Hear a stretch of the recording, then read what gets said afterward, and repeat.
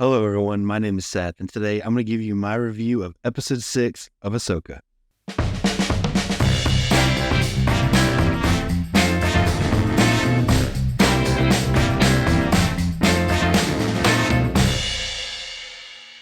I have really been enjoying Ahsoka so far.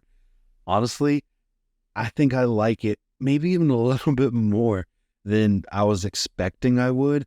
I thought I would end up really liking it, but I think I love this show so far. And they have done it again. Episode 6 here, I think, was a really good and solid episode. But before I go any farther, go ahead and like this video, hit subscribe, and hit the bell icon so you never miss a video. So like I said, I am really enjoying this season so far. If they can continue this, the last 2 episodes, this might be one of the best seasons of Star Wars TV ever. Before I dive into this, just so you know, I want to be talking through this episode as if, it's like we're friends who watch it together. So there will be some spoilers. Going into this episode, I was wondering if it would focus more on Sabine and our villains, since last week's episode was just about only Ahsoka. And that absolutely did that. We spent a lot of time with Sabine and with our villains. We got some really nice insight to Baylan's character. And can I just say, even though I say it basically every week, Ray Stevenson has done an amazing job in this. I really like his performance. He just brings this presence to screen every single time. And it's just makes for a really special and deep character.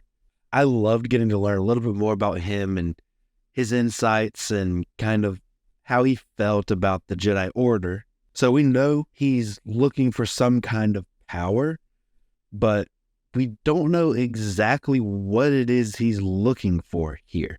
And so I'm really interested to see where they kind of take this. And we end up learning that those whispers that Morgan was hearing earlier in the season, those actually were true. They were from Night Sisters, kind of on behalf of Thrawn. And so they ended up going to the planet where her ancestors have came from. And of course, one of the biggest things in this episode is Grand Admiral Thrawn. We finally get to see him here, and it absolutely did not disappoint.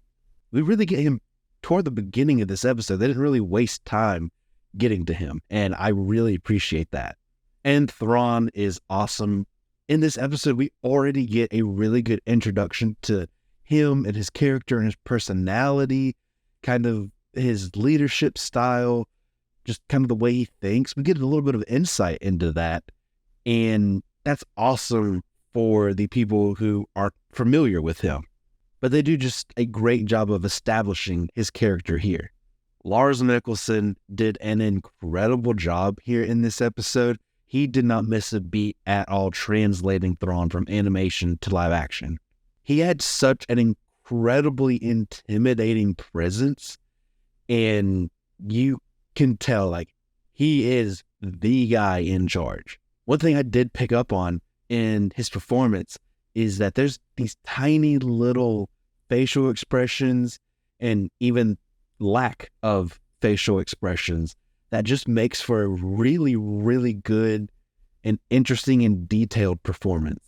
I am so glad that we're getting Thrawn here in live action. It was amazing getting him in Rebels, and I'm so excited to see what they do with him and his character going forward in this series. And I would say probably going forward in this kind of Mandalorian corner of the Star Wars universe, because I absolutely believe that he's going to be the main villain for Dave Filoni's movie.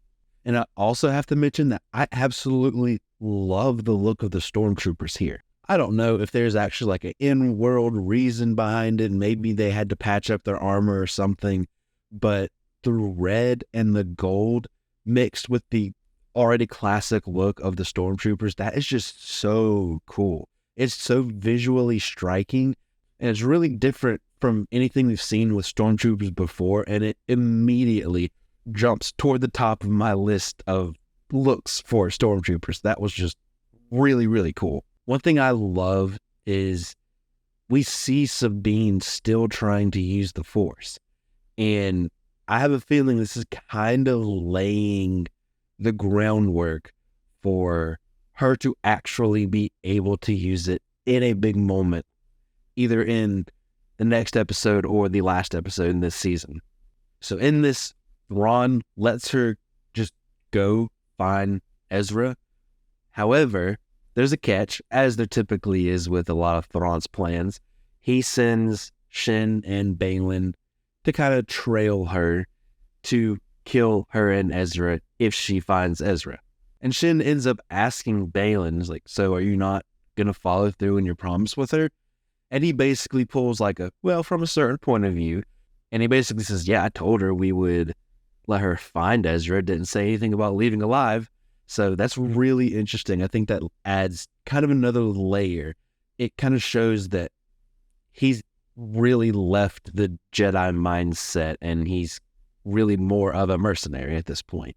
There's really only one action sequence here in this episode with Sabine, and I think it's really well done. I like how it's kind of showing a little bit of a transformation. Maybe she's starting to be more comfortable with being a Jedi. I mean, the Night Sisters call her a Jedi. And she starts to get a little bit overwhelmed with, I guess, the bandits until she pulls out her lightsaber. And this was a cool sequence. I love getting to see Sabine use the lightsaber. And I really like that relationship she kind of forms with that little wolf crocodile thing that she was riding throughout the planet. I think that led to some really good lighthearted moments. And I kind of have a feeling that a lot of people won't like the little turtle bug guys that she comes across, but I don't have an issue with them. I think they're kind of neat. It's a cool design, and it makes sense how they would run into her or they would run into Ezra, because this group doesn't stay in the same place for too long, so they are constantly wandering around, changing locations. And we do end up finding out that they know Ezra. Ezra's been staying with them. One of them's wearing the little rebel symbol on like a necklace kind of thing. And the reunion between Ezra and Sabine was really well done. And even though it was just one scene, I think this totally felt like Ezra. Both the writing from Dave Filoni and the performance from Iman Esfandi really captures Ezra and his personality. And even after his first couple of lines, it just immediately felt like the Ezra we all know and love from Rebels. I'm really excited to see more from him and learn kind of what his experience has been.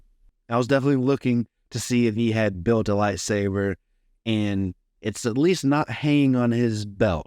So maybe he has built one. He just keeps it in his little house or whatever. I don't know. Maybe it would make sense for him not to be able to build one. Maybe there's not necessarily a lot of kyber around there. Makes sense. But I'm really interested to see kind of how they go with this. Will Sabine try to give him the lightsaber back? I'm interested to see where they take that. And also, I gotta say, at the beginning, I love Huyang starting his story with a long time ago in a galaxy far, far away. I've seen some people online say because of how old Huyang is and everything like that, it would be really cool, kind of like a headcanon kind of thing, if Huyang was the one kind of telling the story of Star Wars.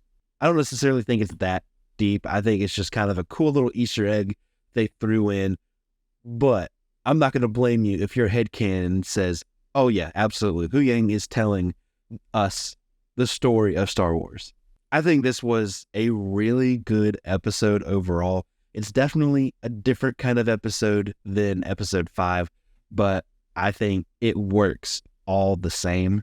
This is really shaping up to be an exciting last couple of episodes. I'm excited for Ahsoka and Huyang to show up here in this galaxy and kind of what her presence means for all of the other characters involved. I've just had such a good time with this show, and I'm really excited to see how they conclude this season in these last 2 episodes. But that's it. That's my review of episode 6 of Ahsoka. Did you see it? Let me know what you thought in the comments section down below. I would love to hear your thoughts. What did you think of Thrawn? I want to have a conversation with you about that. Don't forget to like this video, hit subscribe, and hit the bell icon so you never miss a video. We're getting closer and closer to 100 subscribers, and so it would make my day if you would subscribe. Follow me on social media, pretty much anywhere, @CinemaSeth, and I'll see you next time.